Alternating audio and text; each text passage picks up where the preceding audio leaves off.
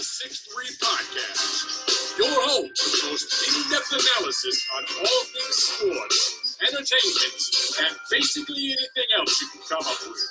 Where we have some of the hottest takes, some of the craziest takes, but there we go, some of the dumbest takes. I have an IQ of 48. And where we believe that opinions are like. And now, to your hosts, Joel, Isaiah, and RJ.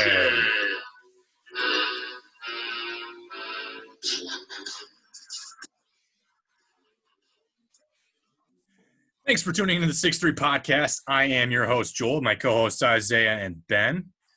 What's up? What up? Is it like episode 35? Yeah, somewhere around there. Yeah, something like that. All right. I remember what you said last week. I know. I actually think what I said last week was I have no idea. So we're just going to continue to stem off of that. I have no idea. Roll with it. So week 2 just happened in the NFL. And are we still continued to be surprised by some of these teams and players? Yeah, a little bit. Coming out of the woodwork? A little bit. I still think Kareem will rise to the top. But, yeah, there's some surprises for sure. Yeah, the Rams are one. The Rams and the Jaguars, I think, really jumping out. There's one. I mean, Minshew Magic, man. He's out there balling. Cam Newton's performance, a bit of a surprise still. I would say the Vegas Raiders are a surprise to me too, after especially what they did to the Saints yesterday. They looked great yesterday. I mean, that was awesome. Derek Carr was really good. Darren Waller was really good. I mean, good grief. I think Jacobs is a strong back. I like him. Yeah, the Bears, I don't think are I think that it's a little skewed being 2-0. Well, their schedule's been a little favorable. Right. The Vikings, I don't know. I don't think they're as bad as they've been these past 2 weeks, but they don't look good. No. Ooh. Well, answer it in front of the class. No, we don't need to do that. It's computer, so. Jonathan Taylor looks really good for the Colts. It looks like Jerry Jeudy's going to get some more play because of Cortland Sutton being out. Mm-hmm. So he might, just because of the volume of work he's going to might get Rookie of the Year. The Texans look way worse than I think they are. But also Bill O'Brien's just not a good coach. So maybe that's unfortunate. I personally think the Texans are starting out with 3 ridiculous games. Oh, yeah. Would agree. Oh, my gosh. Yes. Right. They got to play the Steelers again this week, too, and the Steelers are fire. I feel so bad for them. That's a good way to demoralize a team, even though they're definitely not what their record says. They played competitively. They're not like they're getting slaughtered by some of these solid teams, but yeah, I don't know, man. They really only have be out of their division because the Jaguars, they're probably going to beat them twice. But other than that, they really only have 3 teams that are for sure wins: the Bengals, the Bears, and the Lions. Even the Browns. The Browns might have figured some more things out by midway when they played the Texans, but there's really the Texans have a tough schedule. I don't want to look past the Cardinals either, man.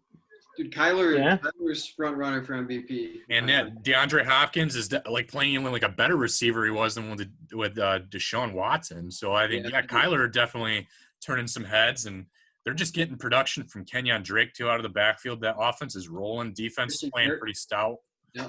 I'm on the hype train for the Cardinals for sure. Yeah. I will say they need – I know they got rid of David Johnson, but someone besides Kyler Murray needs to lead them in rushing. He's leading them in rushing right now. Kenyon Drake's been solid, but they'll have to figure that out a little bit. 150 – well, yeah. Kyler Murray does have 158 yards in 2 games, so pretty good. But yeah. He's just been electric in the open field. I mean, you can't tackle that guy one-on-one when he gets moving. So yeah.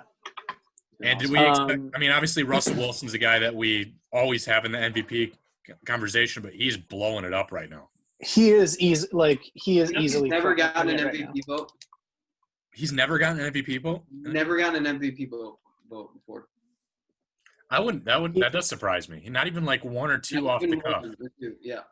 If if he isn't your number one pick for MVP at this point, like, yeah, I don't know if you can really make a case for anybody being a clear number one above him. He's just incredible.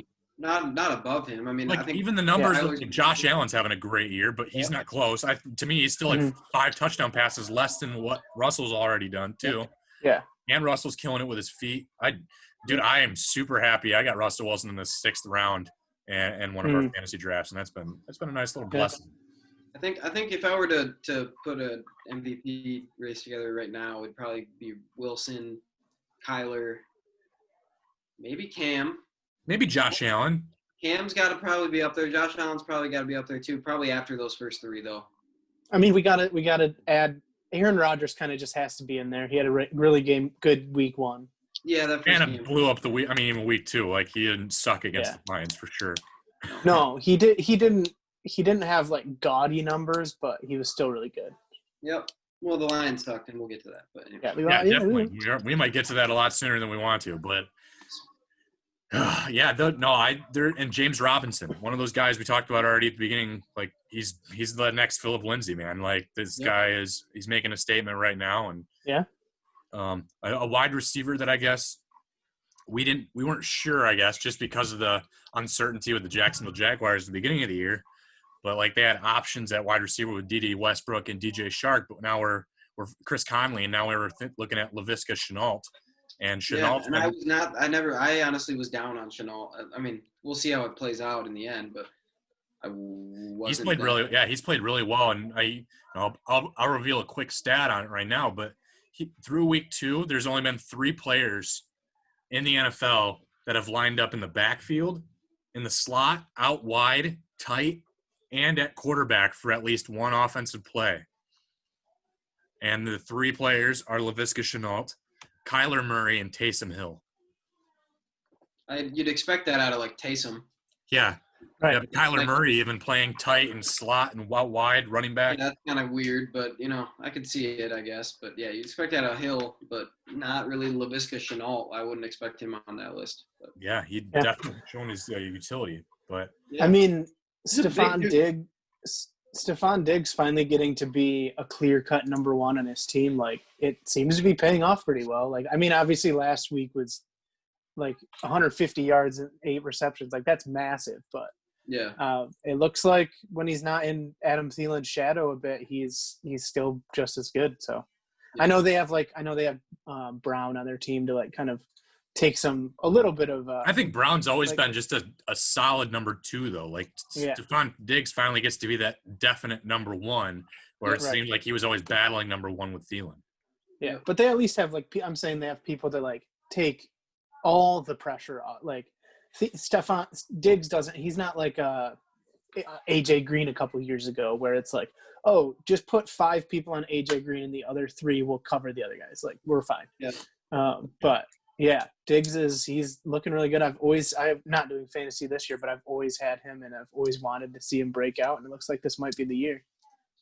I think we should probably discuss all the injuries too. Oh gosh. Yeah. How much time do we have? We still got time, right? Yeah. I got a little bit of a ticker here. Cortland Sutton is on injury reserve for the remainder of the season. Saquon Barkley's officially placed on the He's IR on injured for the rest reserve of for the the season. season? Like for the season, like they've ruled him out for the year? Cortland Sutton to His injured IR is reserve 3 Tuesday. weeks. It says for the remainder of the season for Cortland Sutton and Saquon Barkley. Yep. All right. That's I was fun. going to say, because, there's been – you got Von Miller, Nick Bosa, Derwin James. Like, these are all season-ending injuries already. And then you Anthony Barr, Bruce Irvin. McCaffrey. Yeah. Once again, Malik Hooker for, like, the 4th year in a row. The poor guy. Malik Hooker was a highly touted – cannot stay healthy. It's kind of showing that they preseason is pretty helpful. Yeah. Well, because it gives these guys an opportunity to get hit by someone that's not their team. Their teammates aren't going to take them out. Mm-hmm. Like they're getting hit by guys that are playing just as hard for the same reason. And they're able to build up. They're not playing, the starters, the guys are going to be playing, the guys are going to make the roster for the most part, are not playing every down. They're out there, they're going to play, all right, the starters are going to play a couple quarters, and then they'll play 3 quarters, and they'll, go back down. You know what I mean? They're not really they're able to build up for week 1. And then they're ready their bodies are ready. They're conditioned. I don't think it's really a conditioning thing because I feel like they should. A lot of players, though, were on their own little regimen for a little while there with preseason right. because they didn't know what was going to go on. Everything was kind of in limbo. And so a lot of players were just doing their own personal workouts. They were doing their own personal nutrition habits. And, I think that definitely can make a difference if you don't have your strength and conditioning coach out there trying to prep you for the week. And I think, unfortunately, for some fans that have always been like the cancel the preseason type of people, I think this is going to show teams like we need the preseason. At least try 2 games maybe next year if that works out. Yeah. And I don't know if it needs to be 4 games necessarily, but you got to have something. You can't just go cold turkey into the season. And in those 2 games, you're probably going to have your starters at least play half the game. Like the third game of the preseason was always starters are playing at least a halftime, if not through the third quarter, and then they take them out. And then like the 4th game and the first game, they almost never play. And the second game, they see a little bit of action. But I think if they treat those 2 preseason games like the second and third game, maybe then they might have a little bit of a chance to take a real hit in the league and not be out for the year. Yeah. What about the Cowboys, or I guess the Falcons' historic loss? I texted it to the group earlier, but teams since 1933 is when they started recording turnovers. Teams that have 39 points or more and 0 turnovers were 440-0 until yesterday or Sunday. Yep. 440 times that's happened. 440 times they have won. I don't know what they were doing on that onside kick. Like I didn't watch the game. I saw like tweets about it, and I never really watched the video. And I was like, oh, they because I mean, people have been talking a lot about onside kicks lately with the new rule, the no run up rule with kickoffs. It's so incredibly hard to get onside kicks. So I saw that they recovered it, and I was like, well, how the heck did they do that? I watched the video yesterday for the first time, and the Falcons players literally there's 4 of them and they just stand there and don't get the ball. They just because all they have to do they're allowed to touch the ball before 10 yards, but the other team was they were waiting for it to get to 10 yards. He was walking, and all the other guys are also am I allowed to touch the ball? For whatever reason. The other thing that I don't understand is they're allowed to hit the other guy out of the way. Yeah. Right, the guy pick the ball up. That was the worst thing. They were letting him stand the closest. He the Cowboys player was hovering over the ball, and the other guys were kind of just in a circle around him. It's that was one of the dumbest. They're warming their hands around the fire is what it looked like almost. So nobody knows how to lose a lead in Texas quite like Atlanta. I can tell you that. Right. So on that note, I just have to give my official hot seat warnings. Matt Patricia, Dan Quinn, and Adam Gase. I think those are the same 3 that you gave last week. Right. I think I threw a couple other names out there as potentials, but those 3 are solidified as they could be done in the middle of the season this year. Yes. I was hoping I would have heard Matt Patricia's name get tossed out, yesterday. That would have been great. That's the kind of Black Monday I look forward to. Yeah. I'm in for them. Look, I'm never I've always been a guy that's not. Let's jump off. This is the earliest I have ever been upset. Yes. 2 weeks in, we got a lot of football to be played. Let's start there. But however, I've never been a guy that just jumps all over a coaching staff, for it's just we need to fire them. There's people that do that after 4 games of their first season. A lot of times when you change a coaching staff, it needs a little bit of time to take hold. However, the things they're doing wrong and the things they're screwing up on are the same things that were happening the first year of Patricia, and they haven't gotten any better. In fact, they may have gotten worse. So I'll make a bold prediction. If the Lions – I don't think he'll get fired next week. No. But if the Lions lose next week, Matt Patricia is getting fired. If he gets outcoached by Cliff Kingsbury in Arizona, this young guy who that coaching or that organization was considered not that great of a hire as of last year, really. Right. Yeah. But they took a chance on him. They wanted a young guy. They wanted someone creative. Goes up against kind of an establishment guy, worked his way up, was a defensive coordinator, worked for the Patriots, by the book. and you just see that on display on like national TV at 4:30, like an afternoon game, they may not fire him that week, but there's no chance. Like they're going to start 0-4 because there's no way they beat the Saints. And like, I don't know how you can keep him when you could just find a guy at Texas Tech who's doing a better job than him. Yeah, my problem is looking at the schedule, I figured 1-3. Yeah, they should have won the Bears game. That was it. I thought they'd lose the Bears game. You set yourself up for complete meltdown now. Like Patricia could have literally probably saved his rear end by not blowing that Bears game. Because then they had a lead in the Packers game, and if that had played out the exact same way with them just beating the Bears, we would probably be having a different conversation. You'd be sitting there 1-1. You'd say, okay, maybe they can, they can. See, the thing is, I think most people predicted we'd lose even at the beginning of the season, before the season even started. And I had higher expectations. I had the Lions go 8-8 or 9-7. Yeah. Best case. But I still picked them 1-3. You know what I'm saying? Like I picked them 1-3, but you had to beat the Bears. I figured they'd beat the Bears. Mm-hmm. I figured the game would go exactly the way it would too. But. I thought best case 2-2, but I didn't know what kind of Cardinals team we were going to get this year. Correct. Cardinals look really good, so I'm definitely a little bit worried about that game. But at the beginning of the year, I was like, they're not going to win in Lambeau. Like and that was weird when I was making these picks. Like I'm thinking like they're not going to win with that Lambeau crowd, but there's no crowds. So what am I like? There's the home field advantage is kind of iffy, and I mean they were talking about it already in the broadcast in the Lions-Packers game. Like these Packers defense, they're getting railed right now because they don't have that fan energy to keep them up. Like that's well, yeah. I thought when the score was, gosh, what was it, 17 something? Like I can't remember exactly, but they were up, and they were playing really good. And they probably. Yeah, and 14-3. And I was like, oh, like maybe the crowd really like was that big of a factor, and like because the Lions, the past few years, except maybe a couple like games, they've played the Packers close. Like they've played some really close games, even in Lambeau. Patricia was 2-2 against them in that game. Yeah. So like I always think like, okay, if things go right and the Packers aren't clicking, the Lions usually have a chance versus them. That's kind of like the Lions. They have a chance versus most teams. Like they're not a terrible roster. They're really badly coached now, but like even under like Jim Caldwell, like they weren't terribly coached. He was a decent coach. He just couldn't really. He wasn't amazing.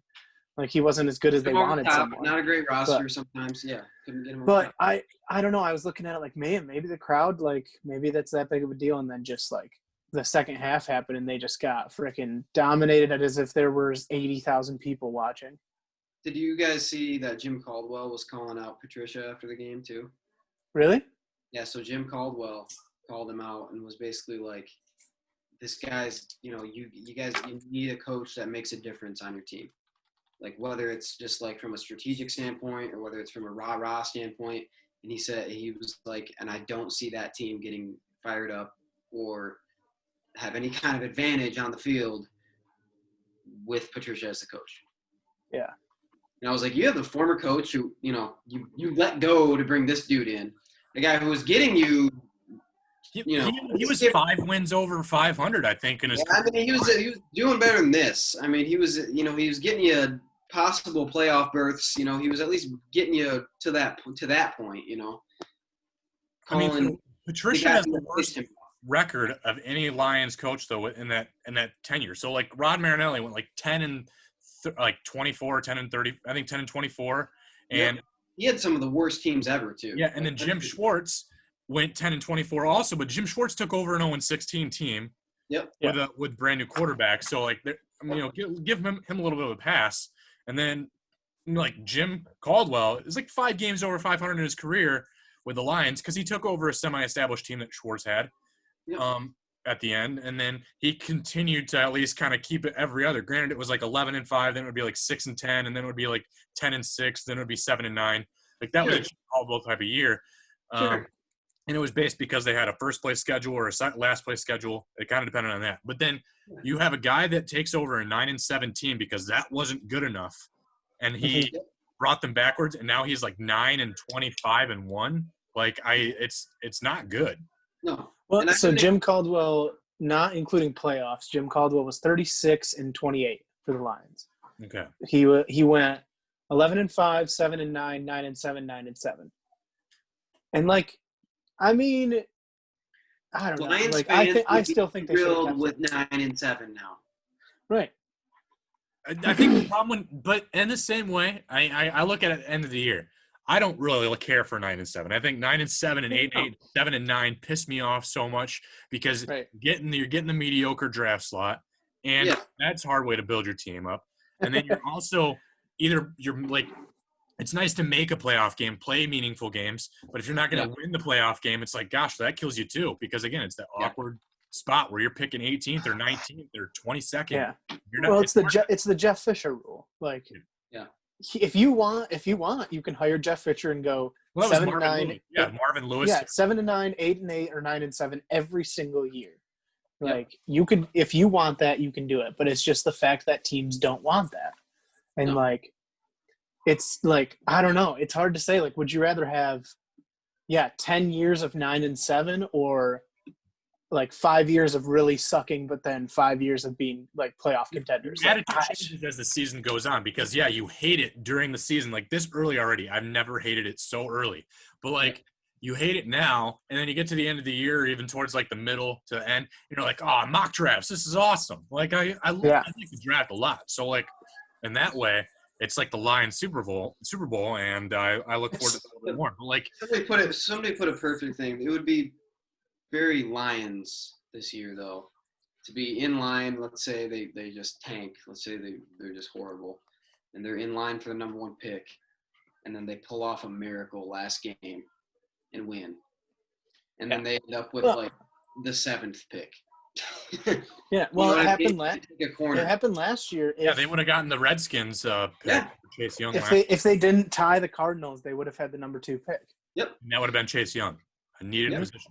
And like, I can't say that Okudah wasn't needed because they lost Slay, but like, I didn't like Okudah at 3. Okudah was the guy that I felt would have feel more comfortable at 5 or 6 if we could have traded back a little bit more. And like, from what gotten something for the pick, like. Dude, Okudah got like a second round pick. Like, he does not look NFL ready right now. Dude, he got bullied by Aaron Rodgers. Yeah, and it wasn't. I mean, he had it hard early on with Devontae Adams, but then they sat Devontae the whole second half, and it was like, okay, well, now you're getting beat by Allen Lazard and Marquez Valdez-Scantling, and come on, dude. Like, I was expecting a little more. I mean, I wasn't expecting greatness. I mean, it's hard. To be a rookie DB, that's hard. And those aren't like necessarily slouch receivers. Like they're definitely proven guys, especially Devontae Adams, obviously. And that's a good quarterback to be playing against.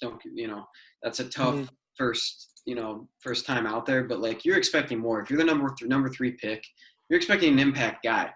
Like, you're expecting a guy that can come in and make a difference on your team. And obviously, week 1 he didn't even play. He's hurt, whatever.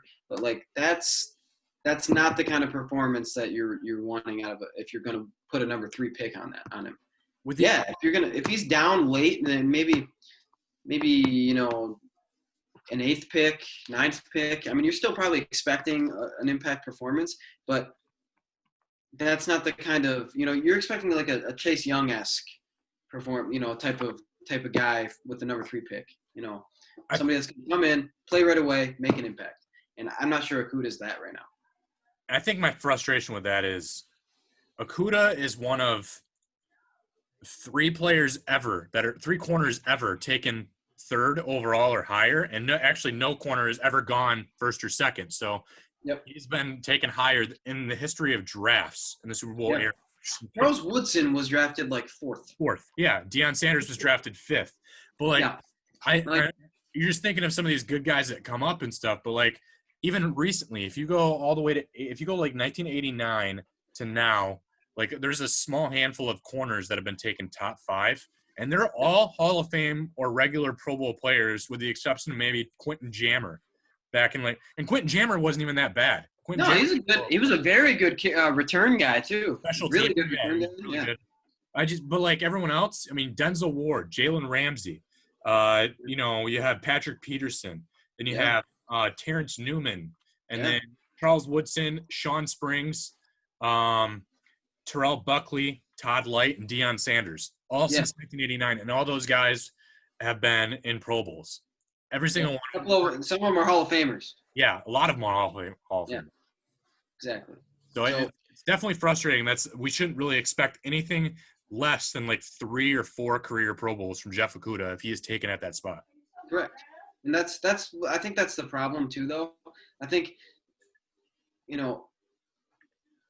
the fan base, not necessarily the fan base, because I think the fan base is kind of sick of all this, but like a lot of people are like, hey, we can't expect a lot out of this guy. It's his rookie year, blah, blah, blah. It's like, no, actually, you can expect a lot out of him. You gave him a lot of money and you drafted him 3rd overall.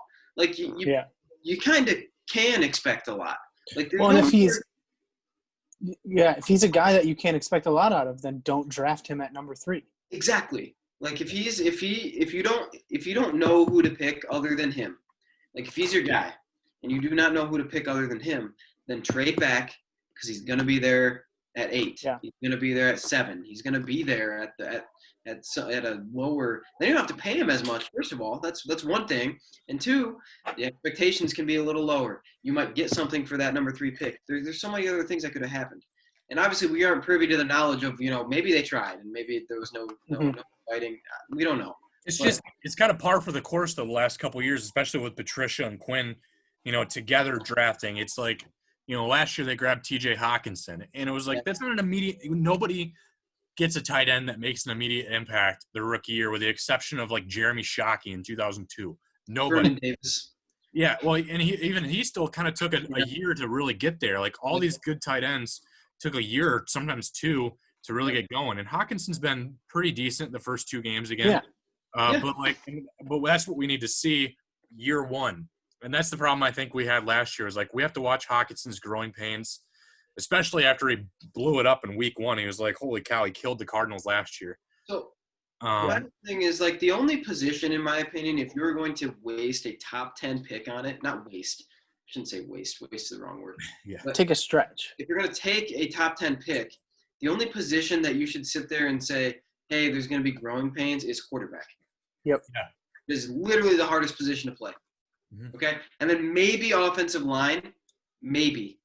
But if you're drafting him in the top 10, he should probably start right away.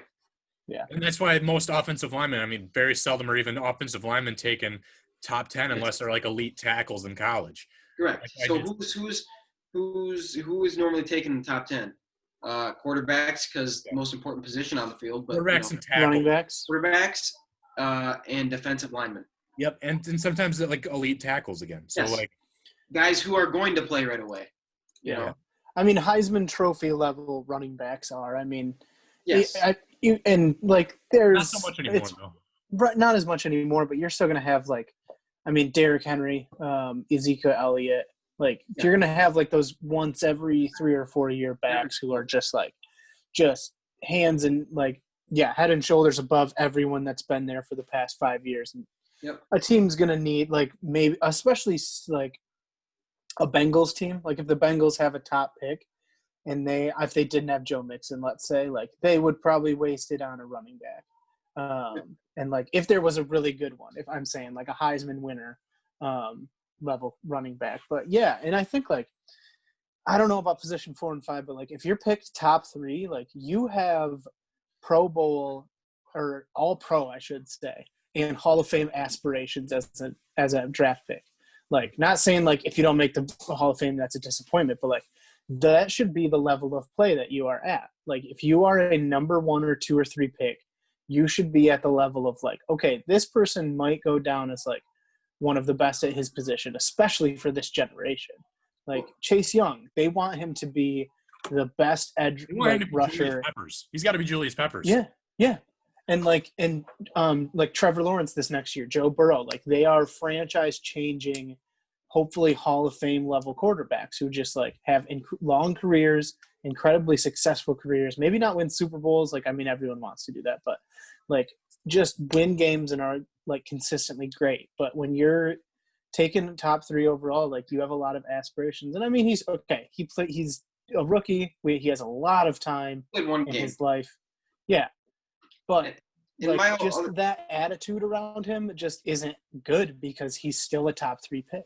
And the other thing I have is like, okay, obviously some develop. I mean, he might end up being a really good. I hope in the NFL. Yeah, Very easily could be, but you have certain expectations, obviously, for this top 3 pick. But when and everybody busts sometimes. People have a draft bust here and there. But for me, if you're the Detroit Lions and in the situation you were in, like Joel kind of alluded to, with the drafts that they've had in the past, like you can't mess up the number 3 pick. You can't. Like you literally cannot screw that pick up. Yep. Like you either you're already too far behind the 8 ball. Like you have to catch up. You can't mess that up. Like it's if you do, then you're putting yourself up even more behind the 8 ball for years and years to come. Because it's okay. You play bad enough the previous year to get the number 3 pick. That's a premium position in the draft. Now, debatable for last year's draft a little bit, but kind of a premium position in that draft. You need to make it work. And early indications are not great. So we'll see. Well, I think we got to move on from the Lions. This is just making me sad. Well, I got a couple more things, man. I know it's painful, but like, I know we're looking right now at their whole draft. You have to win through the draft, like Ben said. You can't afford to mess up the draft anymore. So like, how our draft picks look. Okuda just got torched, game 2, and he missed game 1 because of injury. Not a really good start. Swift dropped a game winner in week 1. Swift was the favorite pick they had. Yeah, and then Julian Aquara was a healthy scratch on the inactive list in the last game. Their 3rd pick. So bad. And then Jonah Jackson is currently ranked as one of the – he's kind of actually playing as an average guard right now in comparison to other guards, so he's played pretty well. Logan Stenberg hasn't played more than 3 snaps in both games for the team yet. Quintez Cephas is currently taking 2nd wide receiver snaps because of Kenny Galladay. Their best draft pick so far. Yeah, I know. And then Jason Huntley didn't even make the practice squad. He's on the Eagles now. And then John Pedicini doesn't have a tackle in the season, and he's played in 15 snaps in 2 games. So, like, he's just been there in run situations. But, like, none of these guys, you have to win in the draft if you're going to play catch-up. And they've lost. I mean, obviously, the caveat is it's been 2 weeks. Swift could end up, tearing it up the last, 14 games and being great. Probably unlikely. Okuda, if anybody's going to turn it around, I would guess it would be Okuda. Yeah. But it's just not a good start. It's just bad. It's just painful. You can't have your 3rd pick inactive as a healthy scratch. That's not your top 3 picks have to be almost day 1 starters, if not at least rotational players. Yeah, I mean, especially like they have to contribute. Aquara is like an example of like I would expect if they picked him there. In my opinion, by the way, terrible pick. And we may have talked about this before, but terrible. I didn't like that pick at all. But if you're going to pick him there, you expect him to be not necessarily starting, but you expect him to be in the rotation up front there. You expect him to play consistent snaps and be productive. It's not happening. I mean, that's horrendous. That kind of leads me to my last point I want. And then we can grant Isaiah his make a wish and move on. But people are talking already Trevor Lawrence for the Lions. I'm like this, and that's a frustration for me. And not that I'm a huge Stafford homer. Like I want him to go somewhere and have success and just kill it and win something, because clearly it's not getting done now anytime soon, especially if they have to start with a new regime after this year. Like it's just going to be a whole other book to learn. So Trevor Lawrence going to the Lions, is that something that like you really think is even going to make the slightest difference in the future for the Lions at all? Or is this going to start even higher? Ownership, GM, where does this kick off at? Because to me, if Stafford can't get it done, there's nothing in the world that's telling me even Lawrence could fix this team. I feel like we'd ruin Lawrence, like Sam Darnold has been ruined by the Jets.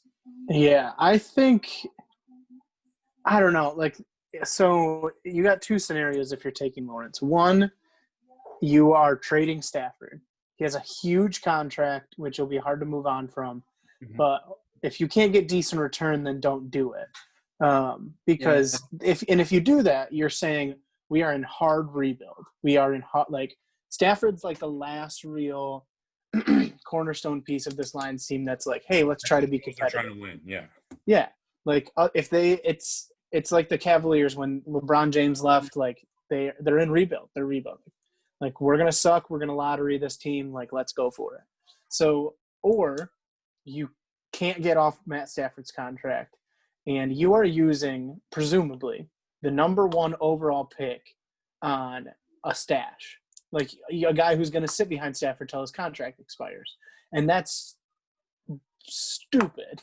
Yes. Like if you're going to do that with, Yes. like if it was like a Patrick Mahomes situation, middle of the first round, like your window isn't quite yet, so he can learn for a little bit. Or the Packers, I mean, as much as people hated that thing, like Aaron Rodgers is getting older, let's get a young guy to learn behind him for 3 or 4 or 2 or 3 seasons. Well, and maybe it worked because he's playing pretty good, and maybe it pushed him to just go out and show out. I mean, you never know. But if you're gonna do if you even there should be no question of not doing that with the first overall pick.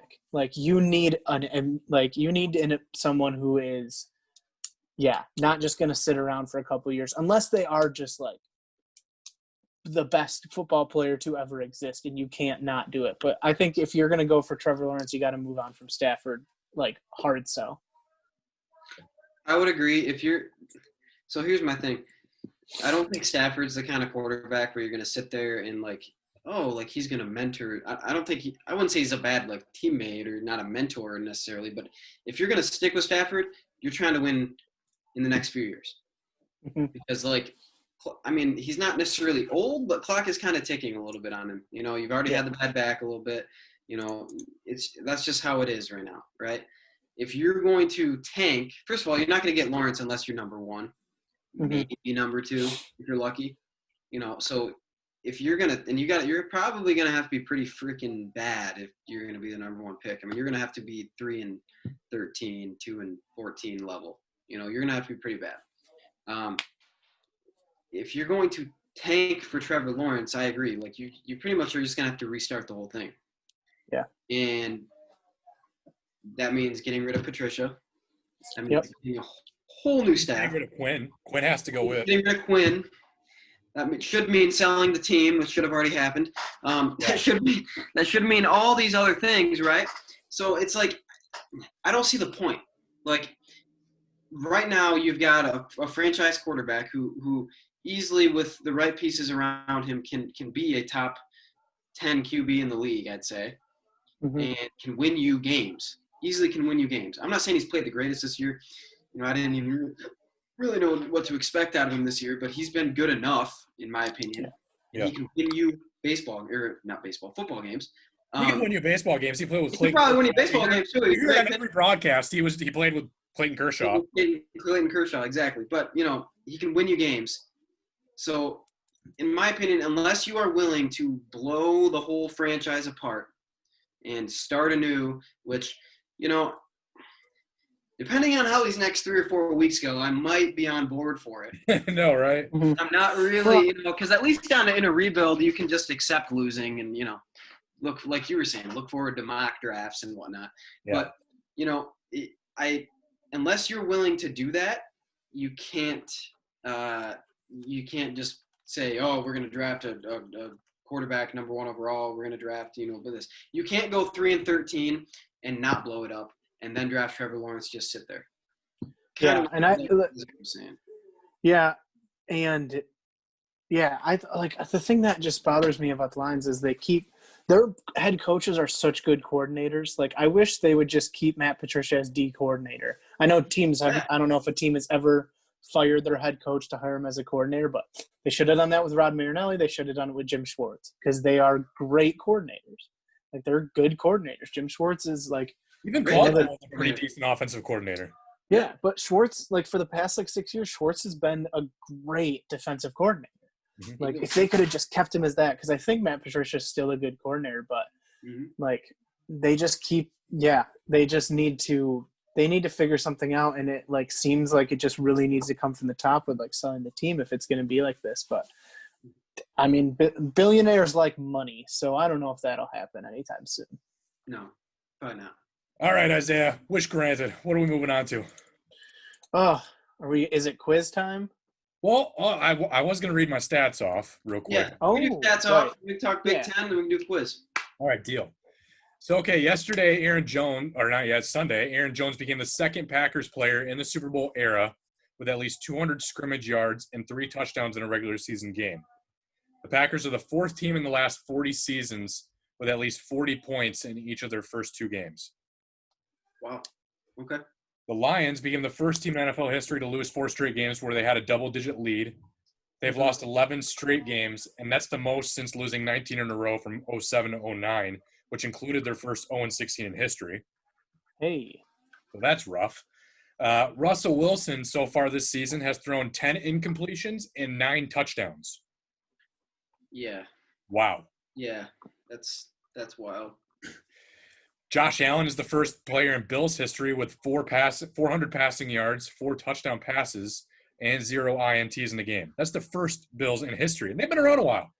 Yeah. And that's not crazy. his MO. I mean, he's normally he's kind of inaccurate, a little risky with the ball. He is risky, yeah. Hitting his guys in stride finally developed. Mhm. Yep. And Breakout player of the year, baby. Yep. And Dak Prescott, 426 pass yards. He smashed Jack Kemp's record for passing yards in a game by a quarterback that ran for 3 touchdowns also. Jeez. Kyler Murray just became the first quarterback in the Super Bowl era to have 40-plus rushing yards and rushing TD in each of the first 2 weeks of a season. So he's getting it done with his arm and legs in the game against Washington there. 14 teams entered the game, like the week, with an 0-1 record. 321 teams have started 0-2 since the schedule went to 16 games in 78. And only 11%, 36 of those teams, turned it around and made the playoffs still. So, like, you never wanted to call week 2 a must-win, but that stat is staggering that only 11% of those teams that have gone 0-2 to start a season make the playoffs. Yeah, that's actually amazing because I would have thought, like, I don't know. I would have thought I guess 11%, that doesn't leaves mean some room, yeah. But, like, I That's would like expect a little bit higher. do you think the Texans will be on the right side of that statistic by the end of the season? I think they I will. see. Yeah, I think the Texans could be on that one, yeah. They're a good team. They're a very good team. The roster with the youngest average age was the Jaguars.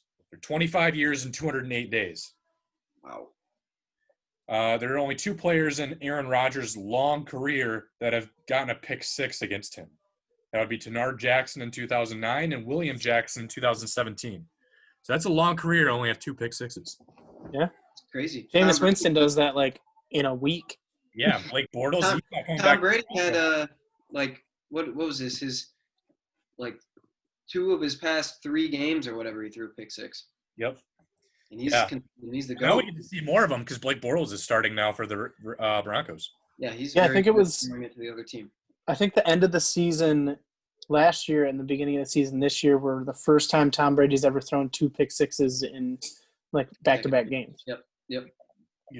And then a couple more here. Cam Newton in his career was 16 of 20, 80% when he's scoring on rushes from the 1-yard line before getting stuffed on the final play. Yeah, what did you guys think about that, the play calling down there with I didn't watch it, so I can't say much. Delano Hill made an awesome play. Hail Michigan. He did. But did you guys think, I mean, so Belichick talked about it, and he did his classic. Because they were like, well, why did you run that play at the last play? He's like, it's our best play. Yep. That's all he said. Mhm. I mean, what else do you want is what he said. I thought it was a little predictable, though. I thought it was a little predictable. Obviously, Cam, like you said, has scored pretty much every single Well, he time. scored 2 in that game at the 1-yard line. That stat of 16 of 20 counts for the 2 that he also had in that game. I just would have liked to see, maybe in one of the previous plays before that 3rd down play, if I were them, show something else, some kind of wrinkle to where, not necessarily a pass, but maybe some kind of different look and run, maybe roll them out or something. But I don't know. That was interesting. Yeah, I didn't watch the game, so I can't say much to it. Isaiah, I've invited you to come over and watch football on Sundays. So that Sundays are God's day and Joel's football house day. So Well, you're close enough. You can make it happen. Ben would drive from Kalamazoo to watch it if he wasn't working. Yeah, I had to work. And next week I'll be in South Carolina, so sorry. I'll be in Nebraska next. Well, but I'll be back in time for. Yeah, there you Couple more. Harrison Butker's game-winning 58-yard field goal was the second longest field goal made in OT since the NFL went to regular season OT in 1974. So the only one that was longer than that was Chandler Catanzaro for the Bucks in Week 7 of 2018. Nice. Catanzaro. Yeah. Gosh, what a weird. Yeah. I don't like that I know who that is. Yeah. It's got a memorable name, so. Yes. Raheem Mostert had a 76-yard touchdown catch in Week 1 and an 80-yard rush touchdown in Week 2. That is the second player in NFL history with a 75-plus yard rush TD and 75-plus yard reception TD in a team's first 2 games of the season. The only one before that in 1963 was Jim Brown. Wow. Mostert's been showing. I mean, we kind of talked about it. I think most of us picked him to have a really good year. I mean, now that he's kind of the guy. Yeah. So, yeah. If they have a guy, it is him. Yeah. Yes. And then my last one. With the Vegas Raiders win in their first home game at Allegiant Stadium, this excludes the Rams and the Chargers. Current NFL teams are now 17-13 in the first regular season home game they played in their current stadium. So it's actually it's only 4 games over 500. So now, including the Rams and Chargers, it's 17-15. Yeah. Yep. Okay. That's actually a little surprising. Other than it's usually crappy teams that are rebuilt. Yeah, that's what I was gonna get at. I'm like, I don't know, maybe that's a good most point. of the Yeah, teams crappy teams. Bad. Like it's usually not good teams that are like a new stadium. Yeah. Yeah, that's a good point. Yeah. All right. Yeah. So Big Ten has announced that they are going to be back end of October. What do you guys? Yep. I mean, I'm happy for it. I know some people are like there was some hashtag going around University of Michigan, a bunch of people pissed off about it, but I think the reason they're doing it is because they're seeing that leagues and other college sports are being successful with it. I mean, like you're gonna have people on one team here or there with however many over 1,000 people you have in each of these things, or hundreds of people per team and staff and all of that. Like someone's gonna get it, and multiple people are gonna get COVID. But like Notre Dame is realizing test positive today. So. Yeah, and I think they're realizing one, especially with college students, how fast and high the recovery rate is, and just all the preventative measures they can take, and they're seeing these other conferences do it well. So I'm happy for it. I believe that they'll do it well. I don't think they're gonna I don't know. I think it's gonna be pretty hard for someone to really get it wrong now because we've been living with it for months. But yeah, I think it'll be good. I think I have them optimistically only losing 2 games. Michigan? To Ohio State and Penn State. Even though I really just I don't think Penn State's that good. I don't like Penn State, but there was an article on some website I didn't see, but a lady called it the darkest day in Big Ten history. Yeah, it was it was USA Today, I think USA it was. Today, yeah. Yeah, and it's Brennan one, there's been multiple sex scandals, so I wouldn't say that. But 2, they wouldn't be reversing their decision if they didn't have more information than the public does on the safety that they can keep. So right. I think that that lady should have her pay cut or fired. Rethink what dark means for sure. Right. Yeah. Well, she even said, because I think I saw the link to the article. It was on Twitter when I saw the link to the article. But then there was a bunch of people kind of doing what you were doing, pushing back and Jerry Sandusky, Larry Nasser. They're like, what are you talking about? So then she came back and she's like, well, these are in a different category. And I'm like, those were only one school, not the whole conference. Yeah, that's what she said. And I'm like, what are you talking about, lady? Anyway. But my opinion is obviously I'm super happy, Even if it's 8 games, I'll take it. Yeah. Well, 9 games. Everybody's going to play a 9th game, too. Oh, yeah. I think the championship or not. I think Michigan really got some tough games, though. I looked at all the other Big Ten teams that schedules they have. Other than Nebraska, they have the toughest schedule. Yeah, I was going to say Nebraska's got a bit of one. But that's my second. That's my second. That's what they get for being so publicly defiant of the Big Ten. They were just No, like, I think you know that's what? it is. Yeah, between You them, guys threatened to leave the conference. We're gonna make you want to leave the conference. them and Iowa both got it. But yeah, so I don't know, man. I looked at the schedule and I already told you guys. I'm like, I think they're 5-3 in the Big Ten, and Ben, you think they go 6-2, but Yeah. they've got some tough games. They got to start out. Minnesota's pretty good.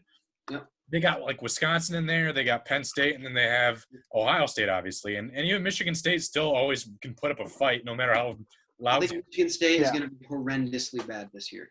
Yeah. New coaching staff, they haven't even been able to practice pretty much, and they're just not a good roster. So I'm not saying that just as a Michigan homer. Still a rivalry. You never know. But they're going to be very bad this year, in my opinion. Yeah. So I'm pumped about it. I think obviously the college football season for me is like one of my favorite times of the year, and not having my team playing college football I was pretty bummed about it. Like obviously I got other things I can do and it's not the end of the world. I don't. I literally. Yeah, I mean it's literally it's pretty important to me, and it's something that I just love doing and love being a part of. I think everybody just around this area in the country, I think, was so disappointed by everything happening. Just because this area of the country really lives and breathes Big Ten football, and that's I was not going to sit there and watch Notre Dame. I just wasn't going to do it. So so pumped about it. Be really interesting to see what happens if somebody does test positive, though, because the Big Ten has way stricter regulations than everything else. So if somebody is positive and then they confirm the positive, so they're able to double check it, so make sure there's no false positives, they have to sit out 21 days. I mean, that's 3 games, maybe more, depending on the timing of the test. So you're missing, and with only a 9-game schedule, you're missing a third of your season just like that if you test positive. So I think that's part of the reason they put that in is the Big Ten has always been, we want to be the shining example of everything else. We are above the SEC in morality and everything else that exists, whatever. And, that might be true. But, I think they also wanted to put kind of the onus on the student athletes too, to say, hey, if you really want to play, like you guys all said you wanted to play, you guys got to take it into your own hands to stay healthy. Yeah. Obviously, things will happen. Like you said, it's kind of inevitable that things happen. However, if there's such a strict penalty, you're probably going to be, think twice about, not following protocol or going to a party or doing certain things that you're not supposed to be doing off the field. I mean, the NFL's really they fined Pete Carroll and today $100,000 just for not wearing. I'm like, are they going to get on John Gruden for wearing the goatee though? Like that, he's got the mask on, but it's like he wore his goatee. No, I think they did. They did fine him today. Did they? Okay. Yeah, they fined him today. I haven't been watching much of the NFL just because Sundays are a little hectic and with having class on Monday, it's like the one day me and Abigail spend the most time together. But Saturdays, she's at work. She doesn't know what I'm doing. I have no responsibilities. I'm going to watch some Big Ten football. So exactly. I'm excited for it. I'm excited to see Michigan play. I hope it's a weird year. I hope they take advantage of that and go 8-0 and finally, what are they going to be, the first Big Ten team to score a point in the college football playoff since Ohio State won it. So I'd like that to happen. No more McCaffrey. You get Joe Milton as a starter. Yep. Right. Yeah. I always preferred Joe Milton, to be honest. I think he has Cam Newton upside. So my personal opinion was, okay, if on that whole quarterback situation, if we want to get into that a little bit, if Joe Milton won the job, if McCaffrey won the job, great, good for McCaffrey. But if Joe Milton won the job, that is a very, very good sign for Michigan football. Well, and I think one thing that I'm confident in it with is say Jim Harbaugh has some deficiencies as a head coach. He's had some deficiencies in Michigan, but he is a great evaluator and producer of quarterbacks. He took guys off transfer wire and made them good. Shea Patterson was great under him. Threw for a ton of yards. Jake Rudock, even some of those other people. He made people, but he made people play. He made them all play seemingly above their actual threshold. So I think if he, as the head coach, is saying like Joe Milton's our guy over McCaffrey, who's actually had more, like been there a couple of years, had more time with the playbook, played more downs, like he's still a great evaluator of quarterback talent. So Joe Milton must be the real deal. I think Joe, my whole part of it was if he won, Milton has a bigger upside than McCaffrey by far. For sure. Like, For sure. And I think McCaffrey, if he does transfer out, and I think he could be easily successful somewhere else. But like Milton, it's like Joe was saying, I mean, that dude is built like a freight train. I mean, this dude is built like Cam Newton. I mean, the dude is 6'5", 250 pounds, can move, has a freaking cannon of an arm. I mean, that dude's arm is insane. Yeah, didn't he throw out of the big house? Yeah. I think I saw a video of him throwing out of the big house. I was watching him in pregame one time just because I was there early and I walked into a game, and this dude was easily throwing the ball 80 yards, just chucking it 80 yards. I saw we also lost Nico Collins, so that means Ronnie Bell and Giles Jackson, Mike Sainer still. He might come back, though. There's a lot of players opting back in. Jalen Mayfield opted back in. But didn't Nico Collins officially just recently opt out? Well, he did before they said they were coming back. Oh, okay. I thought I saw an article 2 days ago saying already after that he opted out. Yeah, so he did like a few days before they were saying, like he was officially gone a few days before they were saying we're coming back. So the Big Ten or college football, the NCAA, do they have to approve opt-ins? Because Jalen Mayfield's mom like tweeted something saying like still waiting for approval. Well, they do if you signed with an agent. Oh. And I imagine Jalen took any kind of benefit, so any kind of money or anything like that. Then what the process, from what it sounds like, the process would be, if you did, you can probably opt back in, but you'll have to repay any kind of benefit that you received. Are you allowed to be paid as a college player now, though? No. No. Well, no, not yet. I thought they approved that. Okay. No, all that was kind of put on the It's not back acting because of COVID. Okay. So I think if COVID had never happened, that could have probably, maybe not this year, but at least. They probably wouldn't have opted out if COVID never happened. Well, no, none of that would have happened. Yeah, exactly. But yeah, no, I mean that's good stuff. I mean, I'm excited for it to come back. But yeah, Isaiah, let's get you on this Stanley Cup quiz. Let's see how we can do. Hey. Yeah. All right. So when I say Stanley Cup quiz, it is about the actual trophy itself. Oh, wow. Okay. Yeah, you can come up with questions about the trophy. Well, what Stanley's Cup? I mean, some of them like have to do with like, yeah, we'll get to it, but like it's mostly about like things that actually happened, like not who won the trophy or what happened during the playoffs, but like the trophy itself. There's really only, let's see. Yeah, there's only a couple team or questions that are like who won it this year and whatnot. So. Okay.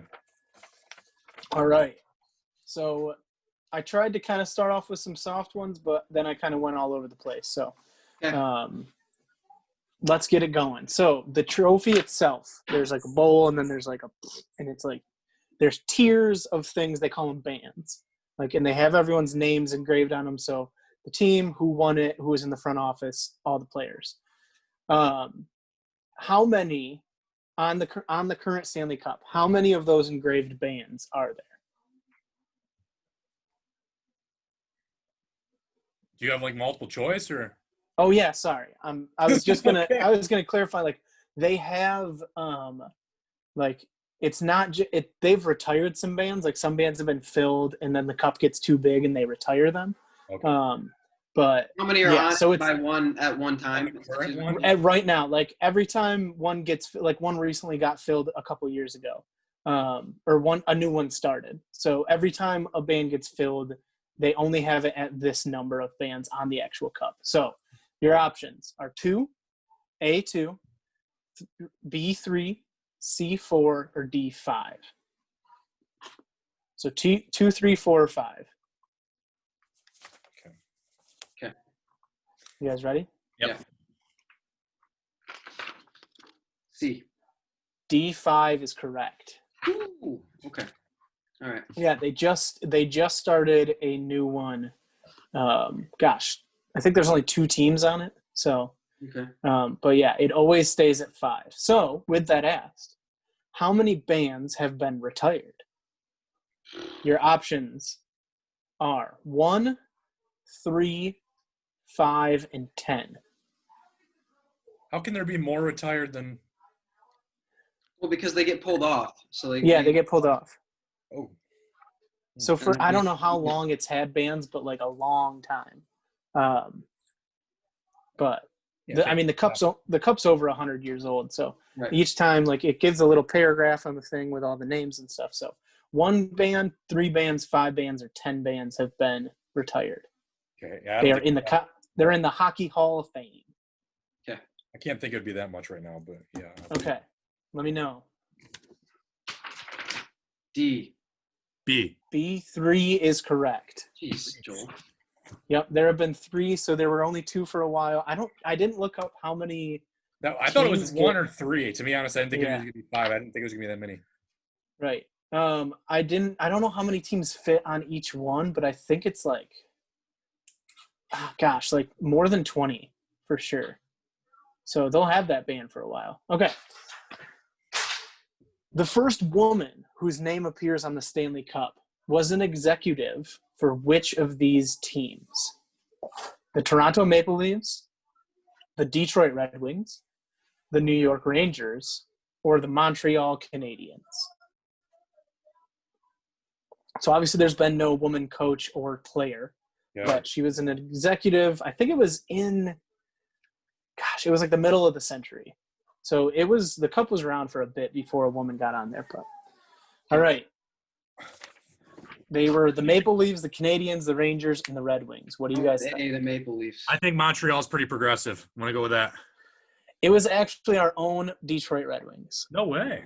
Huh. Yeah. I forget her name, but I think it was 1956 or 57, somewhere in there. That's really impressive from the 50s.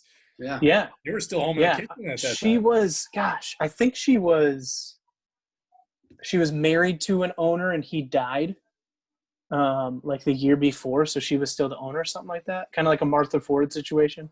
Okay. All right.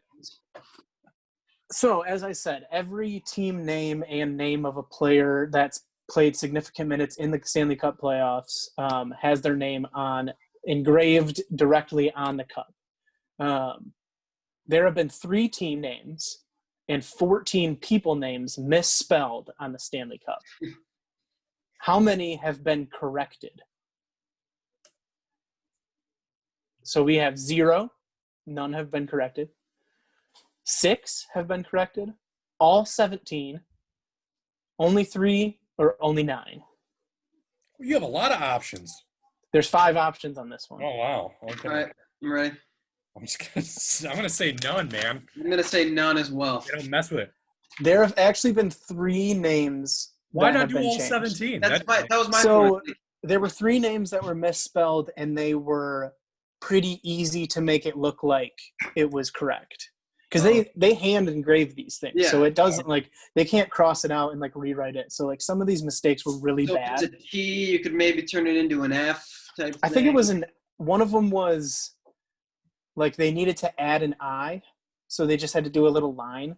Oh yeah, well those Croatians then they get a lot of some weird names. Those Russian people. Yeah, I know. But so there's actually 3 team names, which is hilarious. Like the Islanders, the Bruins, and the Canadian or the Leafs. The Leafs is spelled just Montreal or the Maple Leaf. The Maple, and they didn't just put an S. I don't know why they didn't just put an S. Okay, question number 5. Each player and the executive, so everyone that gets their name on the cup, famously gets a day with the cup after they win it. So the cup handler comes with you wherever you want to go. People go to different countries, their home country, wherever, and they can do whatever they want with. To an extent, they can do whatever they want with the cup. Oh boy! Which of these stories of a champion with his day with the cup is not true? So you're picking the one that is not true. Okay. One of them took it to a horse farm and the Kentucky Derby winning horse ate food out of the cup. A player showered naked with the cup. A player locked it inside of his car. A player took it skydiving. Or all of the above are true. All those seem very specific. I don't know.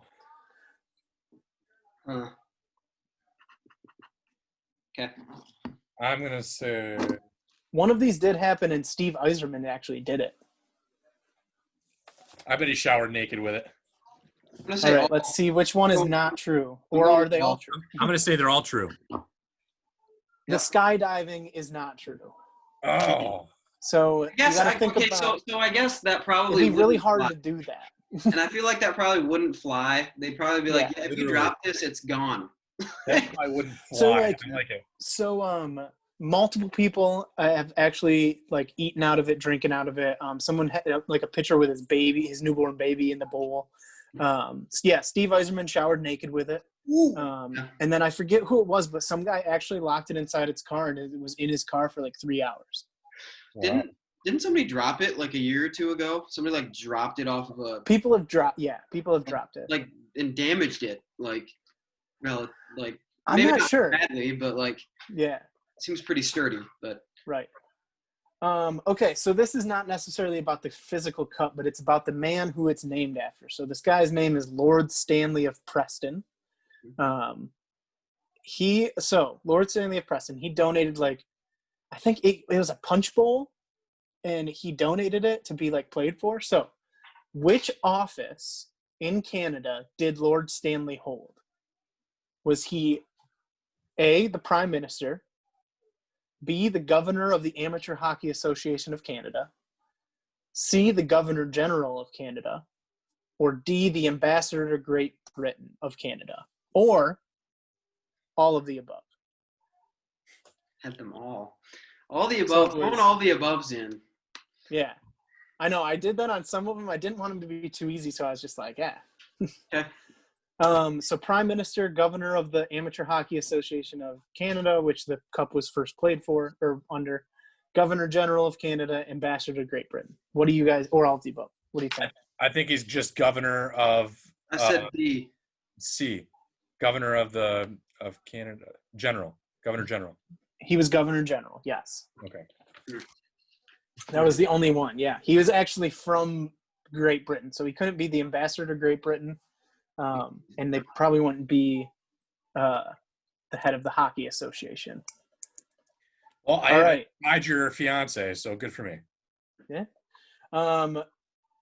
So, number 7 question. How many actual physical Stanley Cup trophies exist?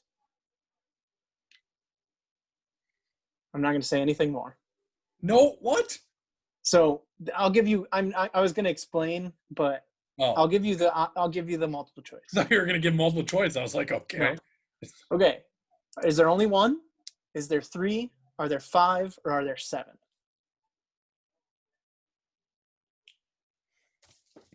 1, 3, 5, or 7? Okay. I was going to say All right. 7. 7? Yeah. There are 3. So there is the actual cup, which has all the names on it and is not a replica that they hand. Like, that's the one that the guy with the white gloves follows around. There's a replica of it with all the misspellings corrected in the Hockey Hall of Fame. Mm-hmm. And then there's, like, the original bowl. Like, it was just a bowl on a stand. That's in the Hockey Hall of Fame as well. Okay. All right. In what year was the Stanley Cup first awarded? This is also multiple choice. 1887, 1894, 1902, or 1879?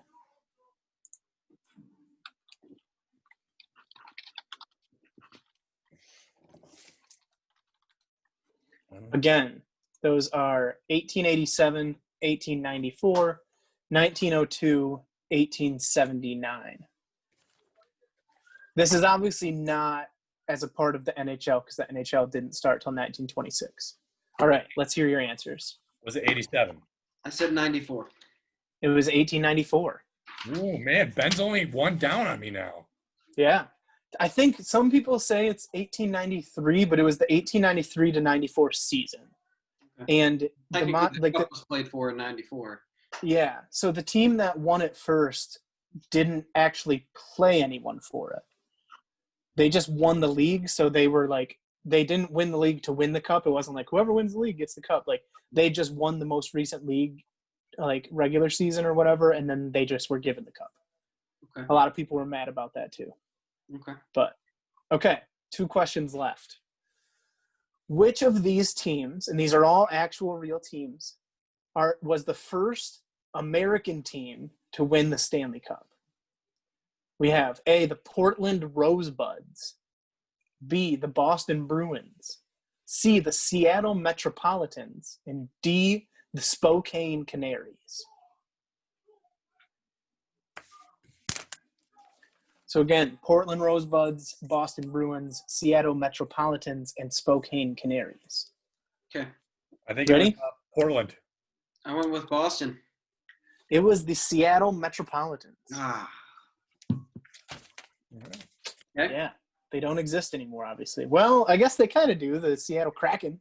Yep. They're back. They're back. They're back. All right, last question. Which of these NHL teams has never won a Stanley Cup? Excuse me.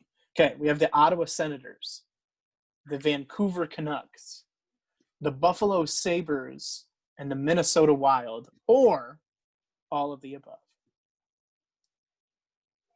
So Ottawa Senators, Vancouver Canucks, Buffalo Sabres, Have never Minnesota won? Wild, never won, or I feel all like of the I above. thought the Senators won and the Wild and Sabres both haven't, so that would be, and then all the above. None of the, and these include if it was a relocated team, like their previous location did also not win. Okay. Did So Ottawa move a bunch of times? I can't say anything, man. That's confusing now, though. Okay. So how many were there? Were there 4 or 5? You're 4. There were, And well, no- there were 4, but all of the above is 5. Okay. So it was the Senators, the Canucks, the Sabres, the Wild, or all of the above. All right. All right. I'm going to say all the above because that doesn't make sense. The Wild. It is all of the above. Ah. Yeah. No, I threw the 2 Canadian teams in there to throw you guys off to make you think it was like, well, they're Canadian. They must have won. They had to have won once, right? Right. But yeah, none of those teams have ever won. I think the Minnesota one's pretty obvious. They're a pretty new team. The Sabres just historically suck. Yep. But I guess so did the other They had teams. a couple alright teams not that long ago. The same, well, not really, but Yeah. they had some good players, I should say. Yeah. So yeah, I got 4. The most often missed questions were about the first woman whose name was on it. Yeah. The misspelled names. Go with the Red Wings. Yeah, the misspelled names. The Cup for a Day and the first American team. So, and I think you guys got all of those wrong too. Who had the most right? Me. Okay, that makes sense. How did you get right?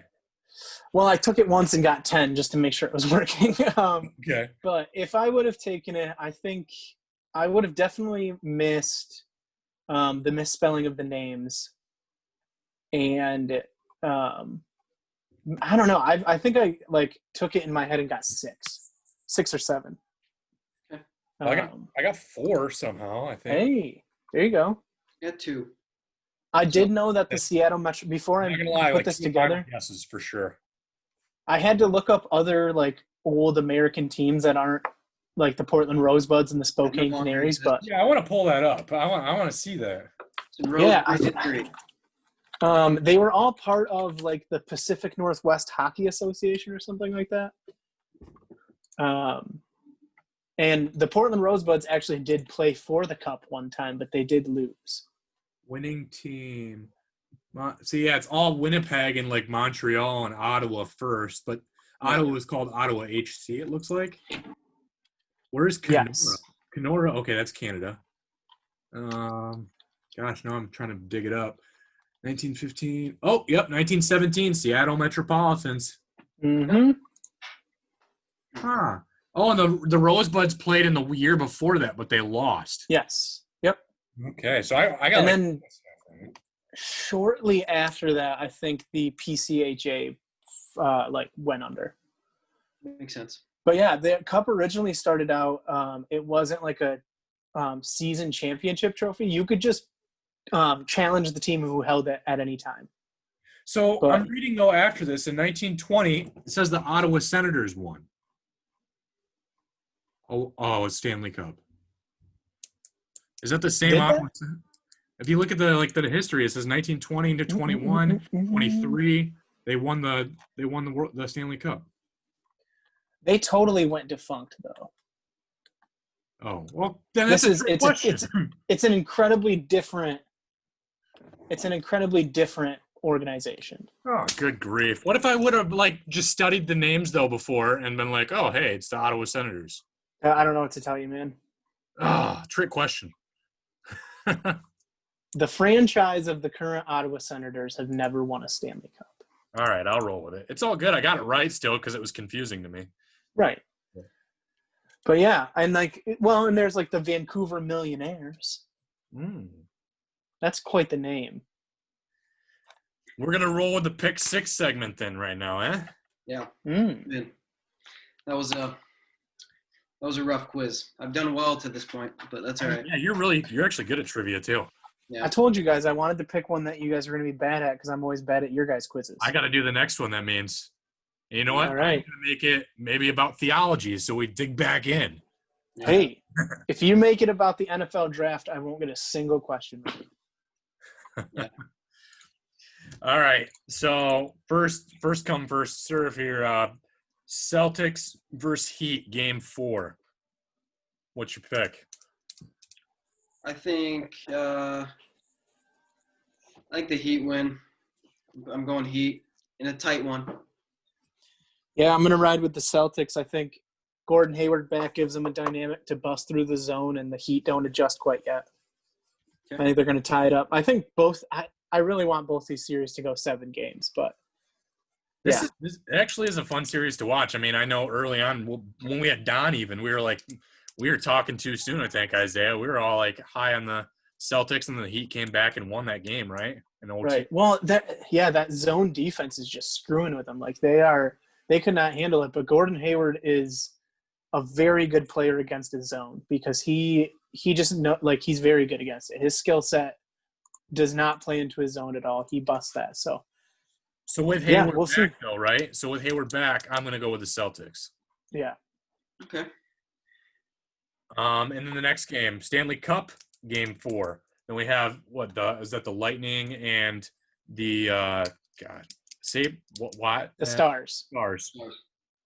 I'm going to go with the Lightning. I think I'm going to make a prediction that Steven Stamkos is going to be back, and I think they win. I'm going with Lightning as well. Yeah, I don't know. What is it? 2-1 right now, right? It's 2-1 the series. Yeah, isn't there a game tonight too, or is that tomorrow? Was tomorrow's game that I picked? Because I feel like I jumped ahead for the game before. Yeah, I think they even it up, and I honestly picked the Lightning to win the whole series anyway. So I think they even it up. There's one player that I've really been hearing more of, and that's was it Kucherov?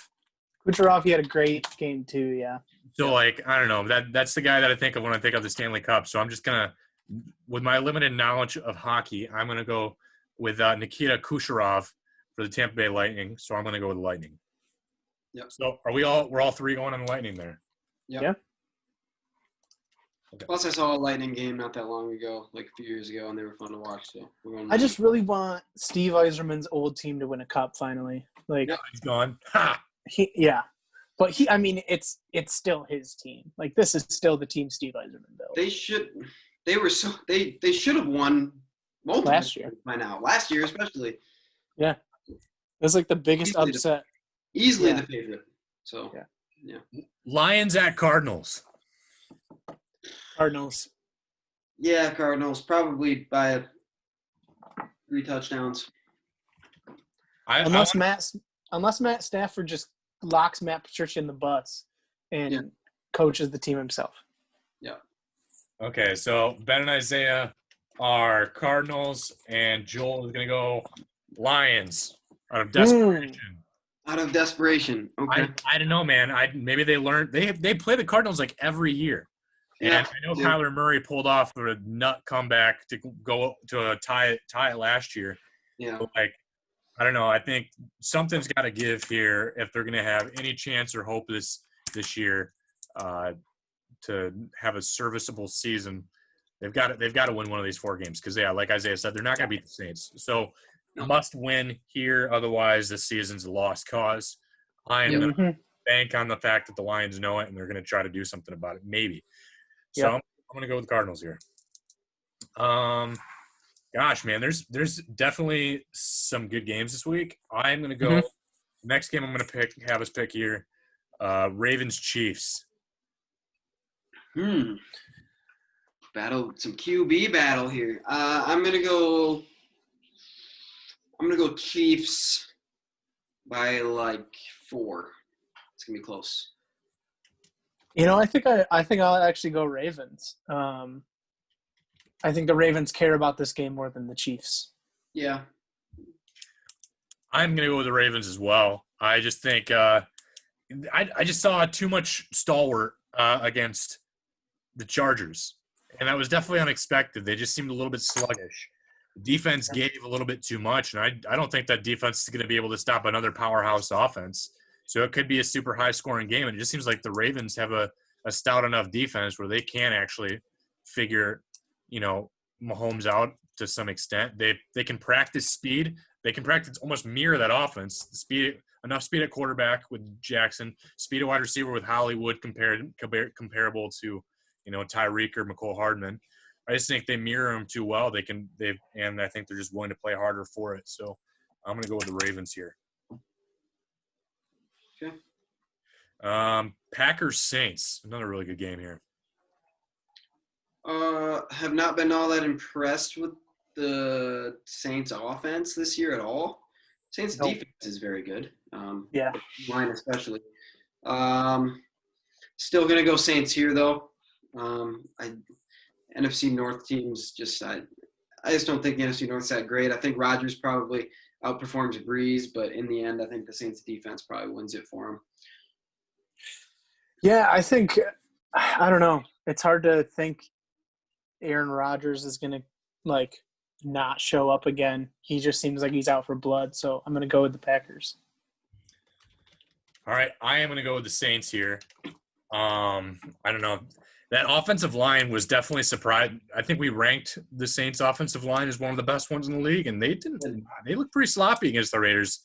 Max Crosby is definitely a nice little treat. I was really hoping the Lions would have got him 2 years ago in the draft, but they did not. And, gosh, it's a tough game. But I think the Saints have more of an answer than what we've seen from any of the other NFC North teams to play the Packers. So I think with definitely a tough team, finally the Packers have to play. I don't think they can go 3-0 on it. So I'm going to say both teams end up 2-1 after this week. Yep. And then the last game that I want to go with, and I'm kind of battling. I'll let you guys decide what game is best: Rams-Bills or Texans-Steelers. I think we're all going to pick the Bills, so I think we should pick the other one. Yeah. I think that's probably the best one for that purpose. Pick 7.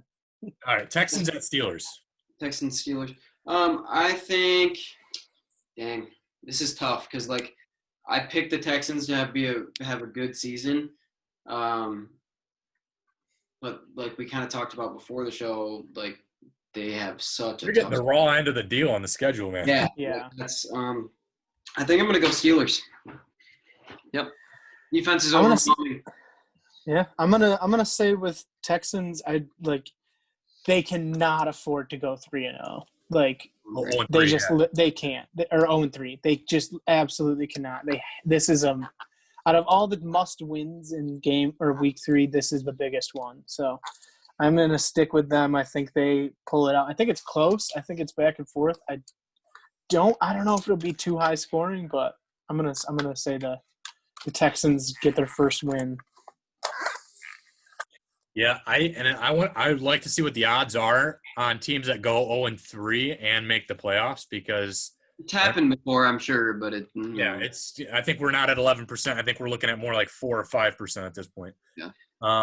Gosh, I actually think the Texans start out 0-3. Unfortunately, that's just, and I would have picked the Texans to beat the Steelers. I think in preseason, I think I did, But Steelers, they're putting up numbers, offense and defense. Deontay Johnson and Juju turned to be a nice 1-2, and Roethlisberger seems like competent, like he hasn't totally waned away. And the defense, I want their defensive coordinator to possibly be the next Lions head coach if I'm going to think that the Lions go with another defensive coordinator for head coach job. But gosh, their run defense is nuts. They held Saquon 15-5 in that first game, and I see no reason they won't be able to stop Watson in that run game too there. So and David Johnson. So I'm gonna go Steelers. Yep. Gosh, yeah, those definitely some tough games early on in our first pick six segment we've done in a while, but look forward to continuing to do these with you guys. And yeah, we'll be back next week. I'll come up with a quiz, and it's going to be on short notice because I'm traveling to Nebraska tomorrow night, and I will be back on Monday night. So, yeah, I might be on the show. If I can get on the show in South Carolina, I will. If not, I might have to take a week absce. So, all right. Well, I'll just record by myself. Yeah, there you go. I'm doing Hey it. guys, what are we doing? No, I'll do it. You don't have to be huge and do a monologue. I got you. Yeah. I'll still show up on Tuesday. no, I'll try to be on it if I can. We'll see what we're doing. Yeah. If the beach is a background, that'd be great. Yeah, that'd be cool. Little change of scenery. And I'll get an open cow field in Nebraska. There you go. All right, guys. Well, we'll be back next week on the 29th. Yep. All right. See ya. See you guys.